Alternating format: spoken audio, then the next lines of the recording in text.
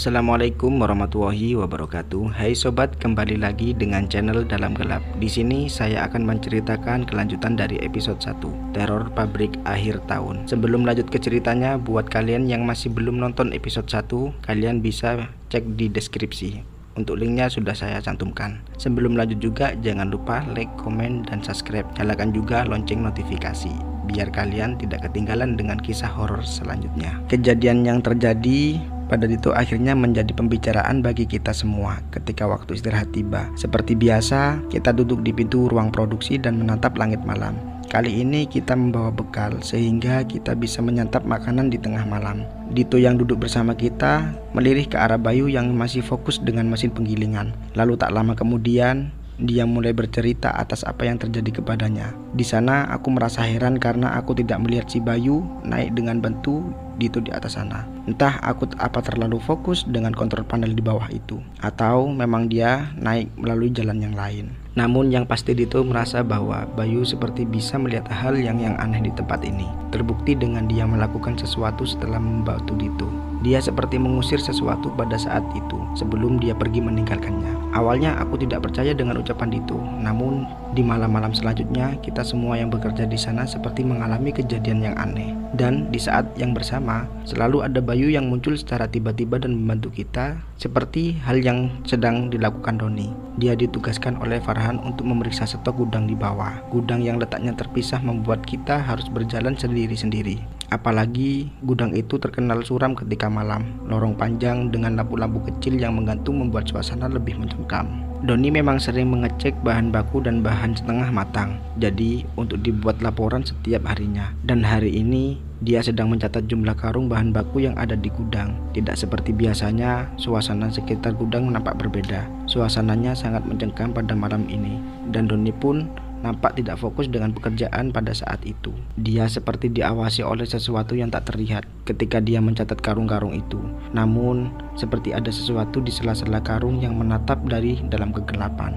Doni sempat melihat sesuatu di ujung matanya, dan ketika dia melirik ke arahnya, hal itu seperti menghilang begitu saja. Semakin lama dia berada di dalam gudang, semakin banyak pula gangguan yang dia rasakan pada malam itu. Namun, entah mengapa tiba-tiba Bayu muncul di gudang. Dia masuk dan menyuruh Doni agar segera mempercepat pekerjaannya. Dia gak mau ada manusia di sini. Kalau kamu ke gudang lebih baik panggil yang lain dan jangan sendirian di situ, kata Bayu dengan nada yang datar. Doni sempat bertanya kepada dia, namun Bayu hanya diam dan tidak mau menjawab. Dia hanya berdiri menunggu Doni selesai dengan pekerjaannya. Lalu tak lama kemudian dia menghilang begitu saja, kembali ke mesin penggilingan. Selain Doni, hal itu juga terjadi kepadaku ketika aku ditugaskan Farhan untuk mengecek seluruh area pabrik, termasuk tempat-tempat yang jarang dikunjungi.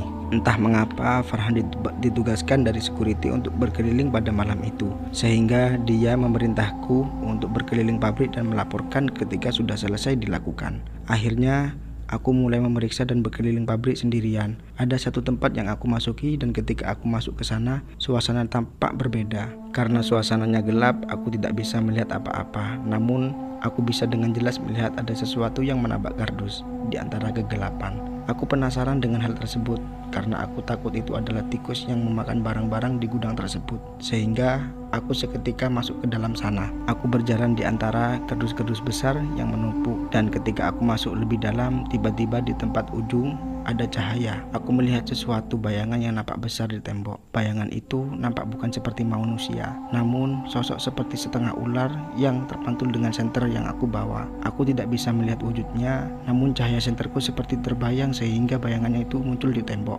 Seketika aku merasa ketakutan. Tubuhku bergetar hebat. Tiba-tiba, bruak! Nampak seseorang memukul pintu gudang dengan keras. Suara yang ditimbulkan dari pintu yang terbuat dari besi itu seketika menggema dan membuatku langsung membalikkan wajah ke arah pintu. Di sana terlihat bayangan seseorang yang mendekat kepadaku, dan ketika aku meneranginya dengan senterku, aku melihat Bayu dan muncul berdiri di hadapanku. "Kenapa kamu ada di sini? Kamu mau celaka? Dia sudah mengincar salah satu dari kalian," kata Bayu dengan makin sedikit marah. "Keluar!" biar aku aja yang berada di sini. Kalian keluar aja." Bayu seketika mendorong tubuhku, tangannya nampak dingin ketika menyentuh punggungku pada saat itu. Aku hanya mengangguk pelan.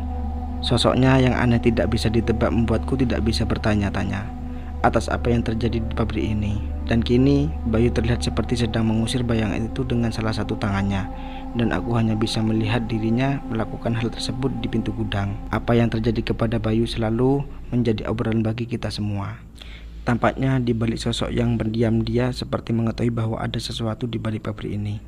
Kita selalu membicarakannya ketika mulai bekerja dan setelah pulang dari pabrik.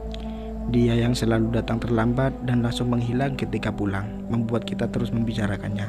Apalagi dia selalu tampak aneh, pendiam, dan hanya fokus dengan pekerjaannya. Namun dia selalu muncul ketika kita mengalami kejadian aneh. Bukan hanya itu saja, dia selalu muncul dan menghilang begitu saja. Setiap langkahnya seperti tidak terdengar, bahkan nampak menyeramkan ketika dia sendirian. Farhan mencoba merangkum kejadian-kejadian aneh yang mulai bermunculan sekarang. Bahkan dia juga mulai penasaran kenapa shift malam baru diadakan lagi sekarang. Mungkin salah satu dari kita bakal jadi tumbal. Buktinya kalau gak ada si Bayu, salah satu kita sudah celaka, kata Farhan dengan nada yang berat. "Shh," jawabku. Aku sedikit tidak percaya akan hal itu. Kalau misalkan pabrik yang menyeramkan ketika malam, aku memang percaya karena banyak cerita yang berseliweran di sana. Tapi kalau untuk dijadikan tumbal rasanya tidak mungkin, dan aku tidak mempercayai hal itu. Semakin lama kita bekerja di pabrik itu, situasi semakin aneh. Bahkan ketika kita sudah hampir bekerja 1 bulan di sana, ada sesuatu yang membuatku aneh dengan sikap Bayu sekarang. Semua kejadian-kejadian yang terjadi di dalam pabrik pasti Bayu mengetahuinya. Bahkan dia nampak tahu dengan seluk-beluknya pabrik ini. Tempat-tempat yang tidak boleh didatangi sendirian, sesuatu yang tidak boleh dilakukan di dalam sana. Bahkan apalagi ada masalah-masalah mesin yang menyala, Bayu seperti tahu apa yang harus dia lakukan. Apalagi dia seperti menjaga kita berempat dari sesuatu yang mengintai kita. Aku yang penasaran beberapa kali bertanya kepadanya, namun dia hanya diam dan berkata mau menjawab apa yang terjadi kepada pabrik ini. Dia hanya berkata bahwa dia tidak mau ada korban lagi seperti sebelumnya, sehingga dia mencoba untuk menjaga kita berempat. Hal itu tentu saja membuat kita semakin aneh di tengah-tengah pekerjaan kita yang semakin meningkat dan gangguan yang terus saja bermunculan.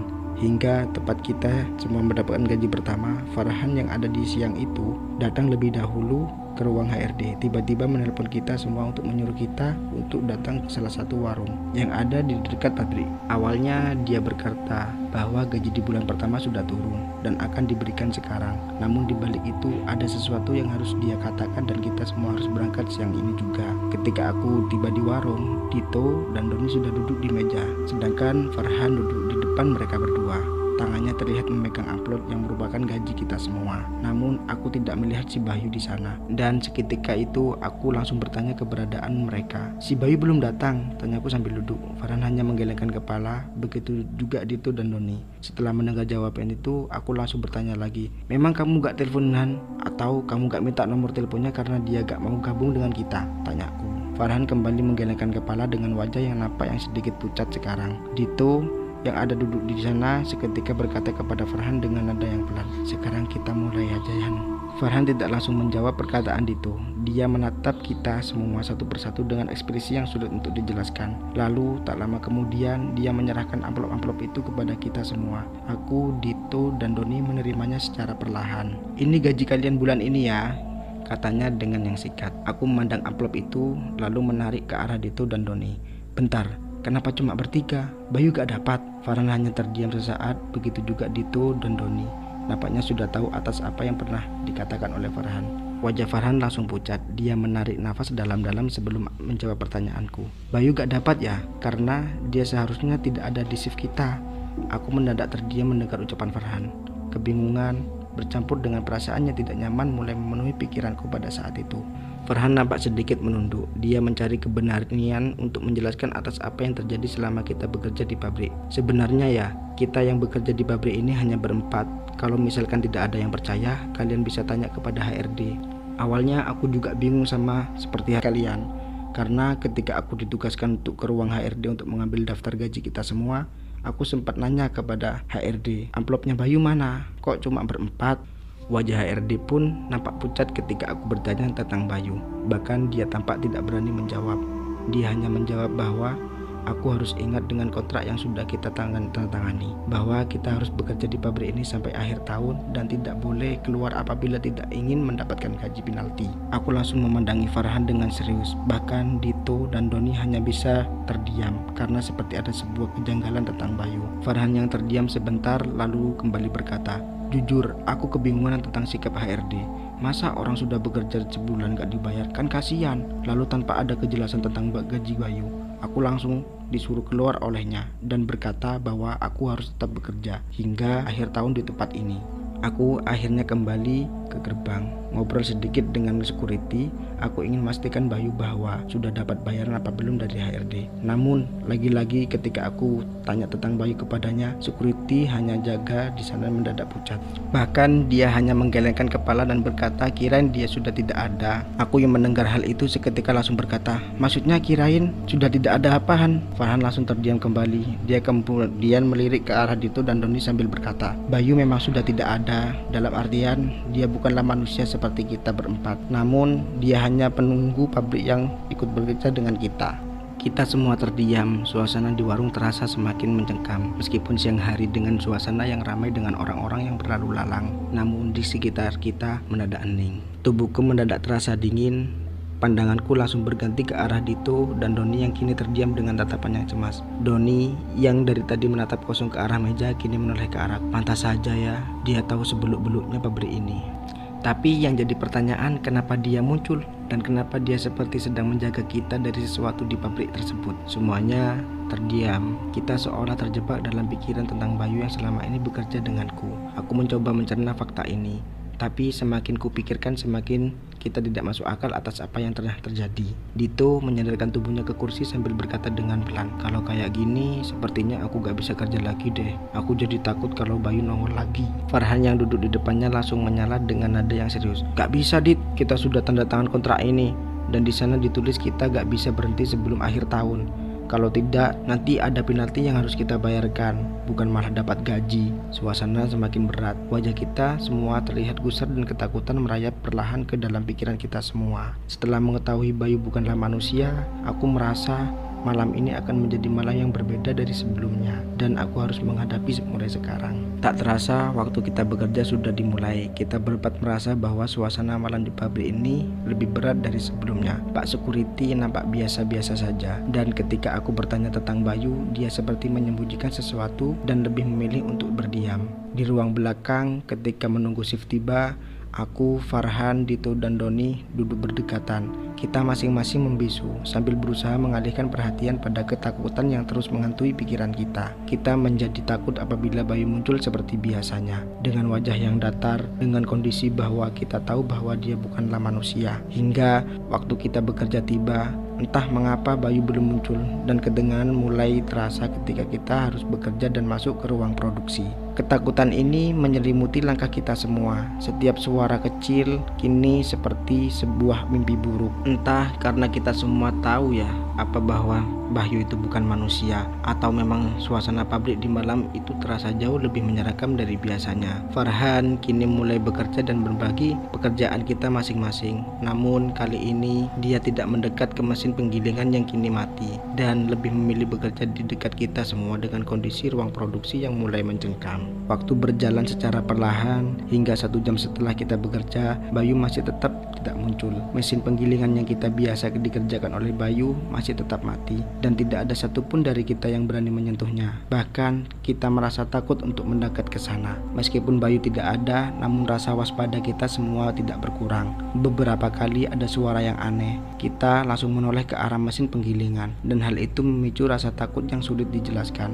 Aku yang biasanya tenang bahkan tergelisah sekarang karena mesin yang aku operasionalkan letak sangat dekat dengan operasional yang dilakukan oleh Bayu. Dan tengah-tengah kewaspadaan itu, tepat ketika aku menunjukkan jam 10 malam, tiba-tiba mesin penggilingan yang tiba-tiba mati itu menyala kembali. Suara logam dari mesin itu saling beradu dan suaranya terdengar sehingga membuat kita menoleh secara serentak ke ujung sana. Hal itu tentu saja membuat bulu kuduku merinding. Dito langsung memandangiku di atas sana dengan tubuh tubuhnya yang nampak bergetar hebat. Mesin itu bergerak perlahan seperti malam sebelumnya, dan tak lama kemudian nampak sebuah bayangan hitam yang muncul secara perlahan. Bayangan itu muncul dan membentuk sebuah tubuh yang berdiri di dalam mesin itu. Namun kali ini nampak berbeda karena terlihat seperti banyak darah yang membasahi baju kerjanya. Bahkan salah satu tangannya nampak lunglai seperti patah dari kejauhan. Namun hal itu tak berlangsung lama karena bentuknya itu secara perlahan berubah menjadi seperti dirinya yang aku kenal. "Bayu!" gumanku dengan jantungku yang berdetak kencang. Bayu tidak memandang ke arah kita semua. Dia hanya fokus dengan mesin yang ada di depannya seperti malam-malam sebelumnya. Namun kali ini suasananya nampak berbeda karena kita tahu dia bukanlah seperti manusia. Aku mencoba untuk mengendalikan diriku seolah-olah tidak ada yang terjadi apa-apa. Farhan mendekatiku satu persatu dan berkata kita harus berpura-pura untuk menganggap Bayu adalah manusia. Namun tetap saja di tengah-tengah ketakutan yang melanda kita semua, perlakuan terhadap menjadi berbeda-beda malam ini. Seperti Farhan yang biasanya mendekati Bayu untuk mengecek pekerjaannya, kini hanya berdiri di sudut ruangan yang menghindari kontak dengannya. Begitupun denganku, Dito dan Doni yang hanya bisa diam dan fokus terhadap pekerjaan masing-masing. Di saat waktu istirahat tiba, aku langsung buru-buru keluar dari ruang produksi. Dito yang ada di atas mesin langsung berlari dan menghampiriku di ruangan. Kita yang biasanya duduk di dekat pintu kini sedikit menjauh dan memilih untuk duduk di dekat dinding pembatas pabrik. Di sana kita mencoba untuk menenangkan diri dan mencari cara untuk menghadapi situasi ini. "Aku gak kuat kalau kayak gini. Mending aku bayar penalti aja daripada aku takutan setiap malam," bisik Dito dengan suara gemetar. "Tapi emangnya kamu ada uang ganti untuk bayarnya? Penaltinya kan beberapa kali gaji kita," tanyaku yang merasa terjebak dalam tidak bisa berbuat apa-apa. Farhan yang ada di duduk bersamaku terlihat frustasi. Salah satu tangannya memegang kening dan merokok sambil menunduk. "Kita selesaikan saja ya. 2 bulan lagi semuanya bakal selesai kok," sambil menenangkan kita semua. Kita semua hanya terdiam, tidak ada yang berani berbicara dan lebih memilih untuk diam. Namun ketika kita hanya bisa menenangkan diri pada malam itu, tiba-tiba, "Kenapa kamu gak ngecek kerjaanku, Han?" Tepat di sebelah Doni tiba-tiba muncul sebuah suara yang semuanya mengenalnya, dan itu adalah Bayu yang entah mengapa langsung muncul di sana. Kita seketika kaget dan melirik ke arah pada saat itu.